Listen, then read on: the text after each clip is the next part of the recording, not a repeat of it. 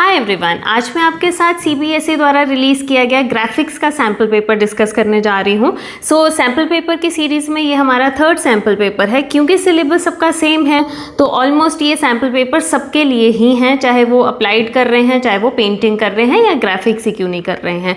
इसमें भी जो हमारा सैम्पल पेपर है वो सेम पेपर पैटर्न का आया है। सेक्शन ए हमें MCQs हैं जिसमें 8 क्वेश्चन रहेंगे, सेक्शन बी में 2 मार्क्स के 5 क्वेश्चन रहेंगे एंड सेक्शन सी में हमको 2 क्वेश्चन अटेम्प्ट करने हैं 6 मार्क्स के। सेम पेपर वेटेज भी इसमें सेम है, 2 आवर्स है, 30 मार्क्स का ये पेपर है। तो जल्दी से हम सेक्शन ए पढ़ लेते हैं। फर्स्ट क्वेश्चन सेक्शन ए में आया है, the highly decorated Krishna figure in Pahari miniature painting are adorned and associated with which clothes colour used in the patka and dhoti. तो कृष्णा की फिगर मोस्टली जितने भी मिनिएचर्स हैं बेटा उसमें येलो कलर या पीताम्बर ही उनको पहने दिखाया है। ऑप्शन में भी ब्लू, येलो, व्हाइट, ग्रीन है, तो yellow is the correct answer. Second question assertion reason based. First assertion जो उन्होंने लिखा है, Raja Ravi Varma highlights the beauty of Indian women draped in sari and Indian tradition through mythological themes in his art work. ये बात राजा रवि वर्मा के लिए सही है, बट क्योंकि आपके सिलेबस में सिर्फ एक ही पेंटिंग है, Rama vanquishing the pride of the ocean, उसमें कोई इंडियन लेडी या विमेन ड्रेस्ड अप नहीं है। माइट भी आप कंफ्यूज्ड हो सकते हैं कि ये ऐसा नहीं है, बट येस, राजा रवि वर्मा ने ऐसी पेंटिंग्स बनाई हैं जिसमें इंडियन विमेन को साड़ी में या इंडियन माइथोलॉजिकल थीम्स पे उन्होंने काम किया है। This statement is true. And the reason which they have given is painting Radhika was one such example painted by him in wash technique. नहीं, राजा रवि वर्मा बंगाल के आर्टिस्ट नहीं थे, पहली बात तो वॉश टेक्निक में वो काम नहीं कर सकते थे। सेकंड, राधिका जो है वो MAR चुगताई की पेंटिंग है जो आपके सिलेबस में है। ये रीज़न इसका गलत है। इसका करेक्ट आंसर रहेगा A is true but R is false. Third हमारा बनता है, the painting of Rajasthani school based on the theme of love of king and queen enhanced by the musical hymns and notes of the desert was painted by. तो यहाँ पे मारू रागिनी की बात हो रही है क्योंकि राजस्थानी की जो किंग एंड क्वीन पे बेस्ड पेंटिंग है वो मारू रागिनी है। उसके आर्टिस्ट उन्होंने पूछे हैं, तो artist name is Sahibdin. Next is the flora and fauna painted in Pahari school from your course of study was. Pahari school का फ्लोरा फौना किस तरह से बनाया गया है। अब ये ध्यान से क्वेश्चन समझे। अब इसमें ऑप्शन क्या है, सिंपल एंड स्केची था, स्टाइलाइज्ड और डिटेल था, ज्योमेट्रिक और मोनोटनस था, या एब्स्ट्रैक्ट एंड ग्लूमी। एब्स्ट्रैक्ट तो है नहीं, रियलिज्म पेंटिंग्स हैं, एंड सिंपल भी नहीं है, stylised and detail. Yes, stylised है क्योंकि आपके सिलेबस में जो पेंटिंग है जैसे कृष्णा विद गोपीज, तो आप उसमें पेड़ देखें पीछे सब एक ही तरह के बनाए गए हैं, बट आप अगर उन ट्रीज का पैटर्न्स देखें तो वो स्टाइलाइज्ड है, हर पत्ता अलग तरह से डिज़ाइन किया गया है। तो इस तरह से इसका आंसर रहेगा stylised and detailed. Next question is, the artists were asked to paint the grandeur of the rulers and their heroic deeds as visual references and illusion in the book named Babarnama was completed under which Mughal ruler। तो ये इन्होंने पूछा है कि किसके under जो ये बाबरनामा है वो पेंट किया गया।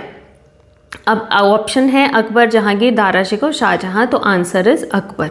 अकबर के टाइम पीरियड पे ये कंप्लीट हुई थी। Artist some time painted beauty with divinity as seen in the painted figure of Radha Bani Thani which belongs to the Rajasthani sub school. अब यहाँ पे राधा पनीठनी का सब स्कूल पूछा गया है, तो वो है Kishangarh. Again assertion reason based question आया है, Mughal miniature paintings glorified the crown rulers to make them distinct and superior. Yes, Mughal paintings क्योंकि ये कोर्ट आर्ट है ना, तो कोर्ट आर्ट में बनाया इसी तरह से गया था उनकी शान शौकत दिखाने के लिए। ये तो हमने पढ़ा है, उनका रॉयल स्प्लेंडर, उनका जिस तरह से वो दरबार लगते थे, वो सब सीन्स उन्होंने उसी तरह से बनाए हैं और अपनी ही सराउंडिंग्स के रिलेटेड पेंटिंग्स बनवाई हैं, अपनी लड़ाइयाँ लड़ते हुए, पिकनिक्स पे जाते हुए, मैरिजेस के सीन्स, वॉर्स एंड victories के scene। तो yes, this statement is true and the reason which they have given is the brave, generous and gallant ruler were sometimes made with a glowing halo and appeared bigger than the usual size। क्या मुगल में इस तरह का बना है कि जिसके राजा के बारे में बात हो रही है या एम्परर के बारे में बात हो रही है तो उसका हेलो बनाया है, जैसे हम देवी देवताओं के पीछे चक्र देखते हैं। तो yes, ये बना है। उसकी एक एग्जाम्पल आपके पास दारा शिकोह की बारात पेंटिंग में है, शाहजहां के पीछे भी हेलो दिखाया दिखाया है। सो ऐसे थाउजेंड्स ऑफ पेंटिंग्स हैं जिनमें ये चीज़ दिखाई गई है। तो yes, assertion is also true and reason is correct explanation of assertion. Next question is Amarnath Sehgal reflected the agony of society and created a powerful impact showing pain, distress and helplessness in which sculpture from your course. किस sculpture में ये दिखाया गया है? Santhal, cries unhurt, Ganesha और Triumph of labour. सो इसका answer है cries unhurt. Amarnath Sehgal का यही एक स्कल्पचर हमारे सिलेबस में है। नेक्स्ट आता है section B. Section B short answer type question. Answer for this question is expected in around 100 words. तो आपको 100 वर्ड्स मतलब 1 पेज में ये आंसर लिख के जाना है। और इसमें ना एक वही चीज़ जो मैंने पिछले सैम्पल पेपर्स में भी डिस्कस किया है, तो हर एक में आपके पास इंटरनल चॉइस है। तो क्वेश्चंस ध्यान से पढ़िएगा और जो पूछा गया है उसको रीडिंग टाइम में अंडरलाइन कर लें कि आपको किस किस का आंसर में मेंशन करके जाना है। On the death of his favourite pet Jahangir got very sad. यहीं से आप समझ जाएंगे कि किस पेंटिंग की बात हो रही है। Birds, animals and natural surroundings have healing powers. They brought happiness in life of Jahangir who asked his painter to make the miniature on these themes. Mention the name of the artist and its medium and technique. अब आपको क्या करना होता है बेटा, इनमें जो आपके सिलेबस में पेंटिंग है ना वही आप लिख के जाएंगे। अगर आपको मुगल में और भी बहुत सी पेंटिंग्स हैं जो ऐसा बर्ड्स, एनिमल्स पे बनी है या पेट पे बनी है, बट आपने वही लिखना है जो हमें सिलेबस में मेंशन्ड है, क्योंकि जब एग्जामिनर चेक करता है तो उसी के मार्क्स मिलेंगे जो CBSE ने करिकुलम के अंडर डाली हैं। सो इसमें हमारी पेंटिंग आएगी falcon on the bird rest. So mention the name of the artist. Artist का नाम लिखें, मीडियम एंड टेक्निक लिख के जाएं। ये आपका हाफ मार्क का दोनों रहेगा, तो 1 मार्क का ये रहेगा। Looking at the above statement, identify and describe the painting in your course made during the regime of Jahangir. Elaborate your reflection based on the above statement. तो इन्होंने ये पूछा है कि सिंपली एक तो एक्सप्लेन कर दें इस पेंटिंग को, और उन्होंने जो पूछा है कि जैसे birds, animal and natural surroundings have healing power, तो कुछ एक लाइन्स 1-2 इन पे जनरल आप लिख के जा सकते हैं। बाकी आपको पेंटिंग ही एक्सप्लेन करना है इसमें। इसी की और में आपके पास ऑप्शन आया है, appreciate the use of borders and vibrant colors in the Mughal miniature of that time. तो बॉर्डर्स तो मुगल्स की बहुत बड़ी स्पेशलिटी थी, तो आप इसके ऊपर पूरा आंसर लिख के जा सकते हैं। Elaborate on the theme and their use of perspective and profile figure. Earlier आपके सिलेबस में एक पेंटिंग थी बर्थ ऑफ सलीम, तो उसमें आपका ना पर्सपेक्टिव बहुत क्लियर था उस पेंटिंग में, बट अभी इस साल वो सिलेबस में नहीं है। बट येस, उनकी जो पेंटिंग्स हैं उसमें पर्सपेक्टिव का ध्यान रखा गया है। इवन आप कोई भी पेंटिंग का एग्जाम्पल उठा के आप जिस तरह से, अगर हम दारा शिकोह की बारात ही ले तो दूर जाती हुई वो जो फीमेल्स हैं पीछे खड़ी हुई, या हाथी का साइज़, या फ्रंट पे जो ह्यूमन बींग्स खड़े हैं, आप आगे जो लोग खड़े हैं या बारात में जो आए हैं, तो आप उनके थ्रू भी आप ये सब बता सकते हो। जैसे डिस्टेंस में गायब होती चीज़ें या लाइटनिंग, तो उनके थ्रू भी आप इस पॉइंट को क्लियर कर सकते हो, अपना जस्टिफाई कर सकते हैं। सो इसमें इन्होंने पूछा है appreciation of the border and colour. अगर आप उनके बारे में लिख के जाएंगे तो 1 मार्क मिलेगा आपको। And description of theme and the use of figures, वही बात आ गई ना कि उसके थ्रू जैसे उन्होंने वो चीज़ दिखाई है तो वो 1 मार्क आपको, मतलब उसमें से मार्किंग स्कीम इस तरह से चलेगी पेपर में। सो नेक्स्ट क्वेश्चन है question number 3। Keeping in mind the elements and principles of art, describe and mention the name of the artist. Artist लिखना है, मीडियम एंड टेक्निक लिखना है, and composition of the painting Meghdoot. इन्होंने ये पूछा है, artist का नाम Ram Gopal Vijayvargiya. Medium and technique आपको पता है बंगाल की ये पेंटिंग है तो वॉश टेक्निक रहेगा। एंड कॉम्पोजिशन मीन्स आपको डिस्क्रिप्शन लिखना है। बट आप ये देखें इन्होंने क्वेश्चन की स्टार्टिंग कहाँ से की है। क्वेश्चन में उन्होंने बोला है keeping in mind the elements and principles of art. So आप जब भी इसका डिस्क्रिप्शन दे के जाएंगे, so you have to explain this painting on the basis of elements and principles. Like आप जनरल पेंटिंग लिखते हैं तो आप साथ में ये ज़रूर लिखें कि लाइन्स बहुत सुंदर लगे हैं, कलर्स बहुत सूदिंग लगाए गए हैं, एंड इवन मतलब आप जिस भी हार्मनी है, बैलेंस है पेंटिंग में, तो जितने भी एलिमेंट्स प्रिंसिपल्स है कोई 1-2 आप बीच में मेंशन कर जाएं, सो दैट वो टर्मिनोलॉजी अंदर आ जानी चाहिए। बाकी आपको कॉम्पोजिशन ही एक्सप्लेन करना है। So don't get confused in this. और नेक्स्ट इसकी जो ऑप्शन हमारे पास आई है, on the basis of aesthetic parameter. Aesthetic parameter होता है कि एप्रिसिएशन के बेसिस पे। And subject matter means theme of the painting. Explain the painting हल्दी ग्राइंडर। अब यहाँ उन्होंने बोला है हल्दी ग्राइंडर को आप एक्सप्लेन करें इन पॉइंट्स के ऊपर। Also write the name of its artist, period, medium and technique. Artist का नाम आधा number, medium and technique half mark, description and aesthetic qualities 1 mark. So ये बहुत ध्यान देने वाली बात है। अगर आप कहीं पे भी आर्टिस्ट नाम छोड़ जाते हैं, चाहे आप पेंटिंग पूरी लिख के जा रहे हैं, तो भी आपका आधा नंबर कट जाएगा। लेकिन अगर आपको सिर्फ आर्टिस्ट नाम और टेक्निक ही आता है और सिर्फ वही लिख के जा रहे हैं, तो भी आपको 1 मार्क मिल सकता है। तो बहुत ध्यान से जिस पॉइंट्स पे पूछा गया है उन्हीं पॉइंट्स पे आपने आंसर देना है। सो इसमें हम सिंपली हल्दी ग्राइंडर की बात करेंगे। अमृता शेरगिल की ऑयल ऑन कैनवस है और उसमें जो जो दिखाया है फिगर्स दिख रही हैं, और ये एक पेंटिंग रिप्रेजेंटेशन ऑफ सोसाइटी है, या उस टाइम का दर्पण है कि जिस टाइम पे अमृता शेरगिल ने जो ऑब्जर्व किया यहाँ पे आके, और उसको कैसे इंडियन फीमेल्स का उसने उसमें रिप्रेजेंटेशन दिया है। सो नेक्स्ट क्वेश्चन हमारा आता है, identify the subject matter highlighting the bond of family and friends. अब सब्जेक्ट मैटर होता है theme, highlighting the bond of family and friend. अब देखें, जब हमको पेपर में क्वेश्चन करना है तो हम क्या करेंगे, जैसे अभी मैं पढ़ रही हूँ आपके साथ question, identify the subject matter, underline subject matter with pencil. Highlighting the bond of family, bond word को ज़रूर आप अंडरलाइन कर लें। With Krishna during an outdoor visit in bullock carts in art work. अब ये किस स्कूल की बात हो रही है, इन्होंने जनरली पूछ लिया कि आप आइडेंटिफाई करें इस पेंटिंग को जिसमें फैमिली और फ्रेंड्स जा रहे हैं, और ये कृष्णा जी की पेंटिंग है कि बीच में कृष्णा है और आउटडोर हैं। तो आउटडोर में आप देखें एक ही पेंटिंग है, Nand Yashoda and Krishna with kinsman going to Vrindavan, जिसमें ये सब बुलोक कार्ट्स में जा रहे हैं। इसके अलावा और कोई पेंटिंग कृष्णा की नहीं है जिसमें वो बुलोक कार्ट में लेके उनको जा रहे हैं। सो यहाँ से हम पहचान लेंगे कि वो पेंटिंग है Nand Yashoda Krishna with kinsman going to Vrindavan.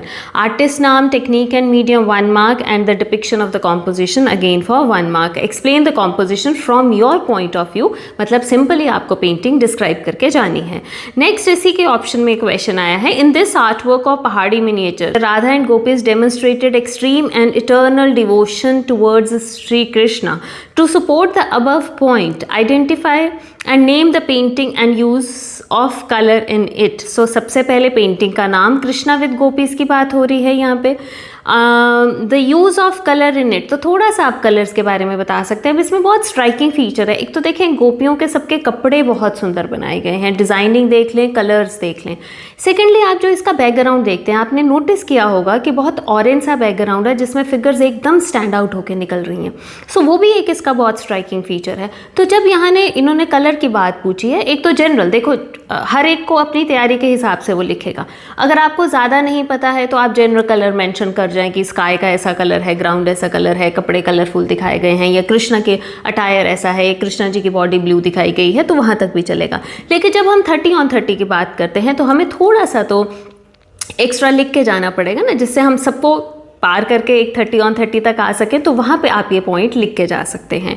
So depiction of theme mean subject matter को थोड़ा सा एक्सप्लेन कर जाएं। नेक्स्ट हमारा क्वेश्चन आता है, question number 5, our national flag is our pride and abides all of us together with a common goal of peace and unity. Yes, write about the evolution of Indian national flag. बहुत easy question. And explain how our present flag teaches us the values of commitment and service before self. मुझे नहीं लगता इस बारे में मुझे explain करना चाहिए, ये तो हर एक को पता ही है। सिंबॉलिक मीनिंग आप लिख के जाएं और evolution of Indian national flag के बारे में दे के जाएं। अब देखिए 2 मार्क्स का क्वेश्चन है, अगर आप 3 स्टेजेस भी लिखते हैं तो आपका 1 पेज तो कवर हो जाएगा। तो इसका ये नहीं मतलब आप सिंबॉलिक छोड़ जाएं। तो आप एवोल्यूशन में आप 3 स्टेजेस लिखेंगे, तीनों के बारे में कलर्स आप बता के 2-2, 3-3 लाइन में। उसके बाद आप इंडियन नेशनल फ्लैग बताएंगे और उसके बाद आप सिंबॉलिक सिग्निफिकेंस लिख के जाएंगे। सो कंजूसी मत कीजिएगा पेपर लिखने में। नेक्स्ट इसमें और में स्टेटमेंट है, throw light on how the power of Indian art was successfully utilised by the artist of that time to create a massive public support to revolt against colonial British influence through formation of the Bengal School of Art. So इसमें आपको basically Bengal school of art का origin and development लिखना है, और role of Indian artist भी आप इसमें थोड़ा बहुत दे के जा सकते हैं। तो कुल मिला के नटशेल में आपको एक पैराग्राफ फॉर्म में ये सब लिख के जाना है। अब निंद्रा टैगोर का रोल बता सकते हैं, ई.बी. हेवल का बता सकते हैं। उसके बाद किन किन आर्टिस्ट ने जो Indian society of oriental arts बना, ये बहुत इंपॉर्टेंट पॉइंट था इस बंगाल स्कूल का, आप वो भी लिख के जा सकते हैं। सो ऐसा थोड़ा सा बंगाल उसकी टेक्निक के बारे में आप लिखें। So art work artist, evolution of Bengal 1 mark and role of Indian art in gaining freedom 1 mark. अब आपको लगेगा कि बंगाल तो इतना बड़ा स्कूल है 1 नंबर का, बट अब क्वेश्चन आ गया है तो हमें तो लिख के जाना ही पड़ेगा, ऐसा तो हम छोड़ के जा नहीं सकते। So next question number 6, appreciate the painting Hazrat Nizamuddin Ali and अमीर Khusro, highlighting the profound relationship between mentor and disciple, mention the name of it's सब स्कूल मीडियम एंड टेक्निक। ये हर पेपर में आपको क्वेश्चन आया ही है लगभग, तो ये पेंटिंग ज़रूर लर्न कर जाइएगा। सो इसमें क्वेश्चन में आप देखें सब स्कूल मीडियम टेक्निक पूछा है और एप्रिसिएशन पूछी है इस पेंटिंग की।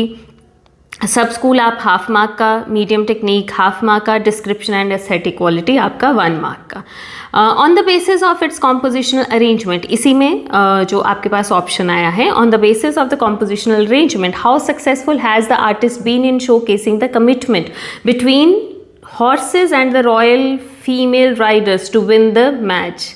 Appreciate the use of simplistic natural landscape in the painting चांद बीबी playing polo। अब ना थोड़ा सा नटशेल देख लिए करें कि उन्होंने एक्चुअली क्या पूछा है, तो उस हिसाब से आंसर की स्टार्टिंग आपकी हो जाएगी। सो बेसिकली यहाँ पे चांद बीबी प्लेइंग पोलो की बात हो रही है और उसका ही आपको सब्जेक्ट मैटर लिख के जाना है। और जैसे हम कहते हैं कि उस टाइम पे पर्दा सिस्टम था, बट स्टिल ये फीमेल चांद बीबी जिसने मुगलों के खिलाफ लड़ाई भी लड़ी और ये इतना बोल्ड थी कि उस टाइम पे भी ये पोलो वोलो गेम्स में ये पार्टिसिपेट कर रहे थे और ये सब दिखाया है उन पेंटिंग्स में, तो हमें एक वुमेन एम्पावरमेंट की भी एक झलक उन पेंटिंग में दिखता है। सो इस तरह से आपको थोड़ा बहुत लिख के इस पेंटिंग को एक्सप्लेन करके जाना है। और फीमेल रेफरी दिखाई गई है, अब देखें रेफरी भी फीमेल है वहाँ पे और गेम चल रही है, तो इस तरह से थोड़ा सा दिमाग लगा के आप उस आंसर को लिख के जा सकते हैं। बाकी अगर नहीं आता है तो सिंपल एक्सप्लेन द पेंटिंग, ठीक है जी। सो नेक्स्ट है सेक्शन सी। सेक्शन सी में हमें 3 क्वेश्चंस आएंगे। Attempt any 2 questions from the given option, long answer type questions रहने वाले हैं ये। Answer for this question is expected in around 200 words. So minimum 2 pages का आंसर, अगर उसके ऊपर ये डिमांड होगी क्वेश्चन की तो आप उसको लेके जा सकते हैं। सो फर्स्ट क्वेश्चन हमें यहाँ पे आया है, the Mughal miniature school flourished and mutated in different regime, support your answer using the below mention key pointers, write about the origin and development. अब सबसे पहले उन्होंने मुगल का ओरिजिन एंड डेवलपमेंट पूछ लिया। Under the patronage of different Mughal rulers, मतलब उन्होंने सबका ही पूछा है। नेक्स्ट इसमें क्वेश्चन है, 3 पार्ट्स में ये क्वेश्चन पूछा गया है।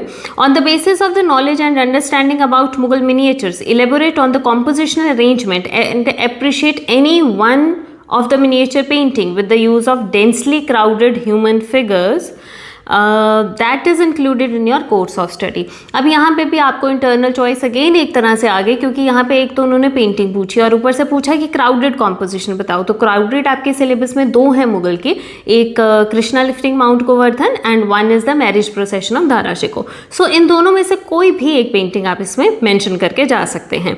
और थर्ड सब पार्ट जो इसका आया है, how can you justify that the Mughal miniature paintings were based on the secular theme with intellectual mind set. अब अगर आपकी राइटिंग स्पीड कम है, ध्यान से सुनिएगा बेटा क्वेश्चन को। अब ये क्वेश्चन में 3 पार्ट्स आए हैं और तीनों हमको लिख के जाने। अब आप सोचें कि क्या आप 2 पेजेस में आंसर समअप करके जा सकते हैं? पॉसिबल ही नहीं होगा, क्योंकि मुगल एम्परर्स ही देखें, अगर हम अकबर से भी शुरू करते हैं, जहांगीर, शाहजहां, औरंगजेब, थोड़ा थोड़ा तो बताएंगे, वो बताते ही 1.5 पेज तक आप पहुँच जाएंगे अगर बहुत भी प्रिसाइजली अगर हम लिख रहे हैं। सेकेंड, हमसे पूछ ली गई पेंटिंग एक, अगर मैं दारा शिकोह की बारात ले लेती हूँ तो मुझे सबसे पहले वो पॉइंटर्स देने हैं कि किसने बनाई, कब बनाई या किस तरह से है, वो पॉइंट्स मेरे 4-5 लाइंस में गए और उसके बाद मैं उसके बारे में कुछ तो लिखूंगी कि क्या क्या उस पेंटिंग में बना है और किस तरह से वो डिपिक्शन की गई है। और उसके बाद थर्ड उन्होंने क्या पूछ लिया कि कैसे आपको लगता है कि उनका सेकुलर माइंड सेट आप बता के जाएं। तो यहाँ पे बात आ जाती है कृष्णा लिफ्टिंग माउंट गोवर्धन की, या फिर हम मेंशन करेंगे कबीर एंड रायदास। सो ये तीनों चीज़ें आपसे एक क्वेश्चन में पूछी गई हैं और वो भी 6 मार्क्स में। सबसे पहले तो राइटिंग स्पीड अपनी देखिएगा। अगर किसी बच्चे की राइटिंग स्पीड कम है तो कृष्णा लिफ्टिंग माउंट गोवर्धन आप ऑप्ट कर जाएं और उसके बाद जो सेक्शन सी है उसको लिख दें कि as in the above painting, reference to the above painting करके भी आप उनको सेक्युलर बता के 3-4 लाइन में वो ख़त्म कर सकते हैं। लेकिन अगर आपकी राइटिंग स्पीड अच्छा है और अगर आपका लर्निंग प्रॉपर है तो मैं ये सजेस्ट करूँगी 3 से 3.5 पेज का ये आंसर बनेगा और उसमें आपको ये तीनों ऑप्शंस करके जाने हैं। अब ये आप अपने हिसाब से देख लीजिएगा। सो मार्किंग स्कीम उन्होंने क्या रखा है, ओरिजिन एंड डेवलपमेंट आपको 2 मार्क्स का रहेगा। पेंटिंग जो उन्होंने पूछी है, अगेन यहाँ पे भी देखें, अगर आप कीवर्ड्स देख पा रहे होंगे जो CBSE ने रिलीज़ करे हैं, कृष्णा लिफ्टिंग माउंट गोवर्धन ही है और दारा शिकोह की बारात ही है। And justification of using secular theme, ये अगेन 2 मार्क्स का है। तो 2 मार्क्स का आपको ये क्वेश्चन आया है। ठीक है जी। नेक्स्ट हमारा क्वेश्चन है, the miniature painting of Rajasthani school are inspired by our own sacred text and scripture. In some paintings, the essence of the story is illustrated with the same figure shown more than one time in the same picture frame. अब इन्होंने बोला है कि हमारे जो miniatures हैं या Rajasthani miniature में कौन सा ऐसा पेंटिंग है जिसमें सेम कैरेक्टर को एक से ज़्यादा बार दिखाया गया है। सो अगर आप ध्यान से याद करें तो भरत मीट राम एट चित्रकूट, इसमें राम की बार बार रिप्रेजेंटेशन है, उनमें रामचंद्र जी को, लक्ष्मण जी को, सीता को, इन सबको अलग अलग बार या रिपीटेडली फॉर्म्स को दिखाया गया है। सो यहाँ हमसे अगेन 3 पार्ट्स में आंसर मांगा गया है। Explain on the basis of below mention points any one painting from this school. Now you have to guess the painting, identify the painting. Obviously Bharat meet Ram at Chitrakoot. Medium and technique आप लिख के जाएंगे, tempera on paper. Compositional arrangement मतलब इसमें आपको उसका description देना है। And how effective is the narrative in this style of repetition of the same human figure. तो ऑब्वियसली मतलब इसमें ये आप लिख सकते हैं ना कि बहुत अच्छे से ये किया है। जितना आप देखिए, सबसे इम्पॉर्टेंट पार्ट इस चीज़ का ये है कि कॉन्टिन्यूस नरेशन है। आपको सीन समझ में आता है कि यहाँ से शुरू हो रहा है, यहाँ से माताएं आई, वो मिली, वो पाँव छू रहे हैं, वो गले मिल रहे हैं, फिर अपने गुरु से मिल रहे हैं, फिर जब उनको अपने फादर की डेथ का पता चलता है तो वो फेंट होते हैं, और उसके बाद वो एक मीटिंग कर रहे हैं और आगे बता रहे हैं कि हम वापस उनको कह के, और वो लोग जा रहे हैं इस तरफ से। ठीक है। सो करीबन 8-9 एपिसोड्स में ये सीन बनाया गया है इन सिंगल कॉम्पोजिशन। और कोई पूरे मिनिएचर स्कूल्स में आपके पास ऐसी पेंटिंग नहीं है जो इसमें दिखाया गया है। और बहुत आसानी से एक नरेटिव है जो हमें समझ में आता है, एक स्टोरी लाइन की तरह हमारे आगे पिक्चर चल रही है। सो ये सब इसके इंपॉर्टेंट पॉइंट्स हैं, आप लिख के जा सकते हैं। और नेक्स्ट जो क्वेश्चन है हमारा, अगेन इसका नेम आर्टिस्ट सब school 2 marks, description composition technique 2 marks, and narrative style and subject matter पे जो बात करनी है वो अगेन 2 मार्क्स। सो इसके सब हेडिंग्स आप ज़रूर डाल के जाइएगा।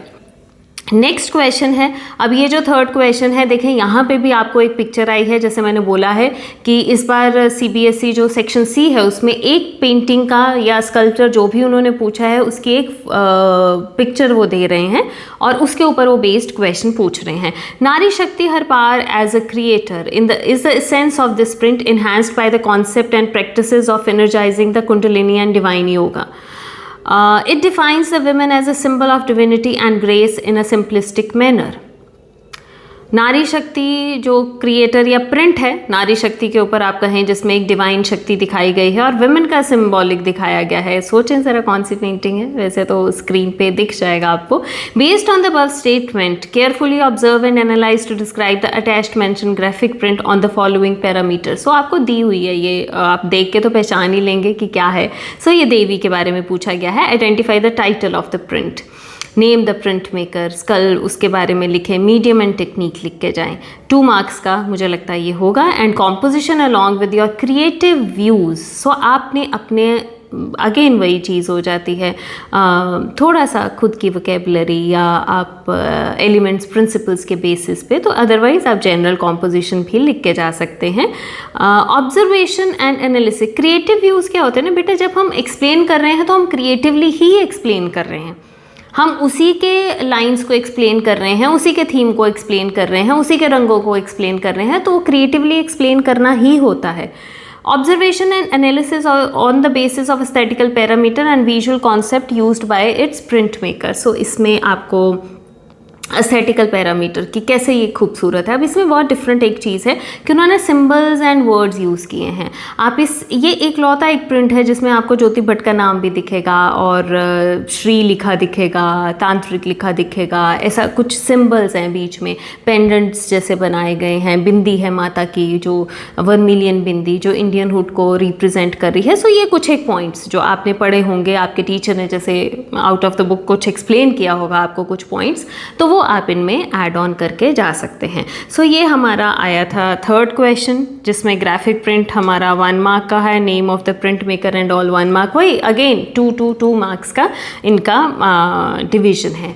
सो ये हमारा है जो ग्राफिक प्रिंट का पेपर आया है। खैर ये सबके लिए ही है, इंपॉर्टेंट क्वेश्चंस की तरह इनको लें। और फिर से मैं एक चीज़ कहूँगी कि जब भी आपको पेपर देके जाना है, रीडिंग टाइम को अच्छे से यूटिलाइज़ कीजिएगा। हमारा पेपर कोई बहुत लेंथी नहीं है, तो जो रीडिंग टाइम है उसमें प्लीज़ पेंसिल से अंडरलाइन कर लीजिए कि आपको क्या क्या लिख के जाना है, और जिस तरह पॉइंट्स में क्वेश्चन पूछे जा रहे हैं उसी तरह पॉइंट्स में हम आंसर देंगे।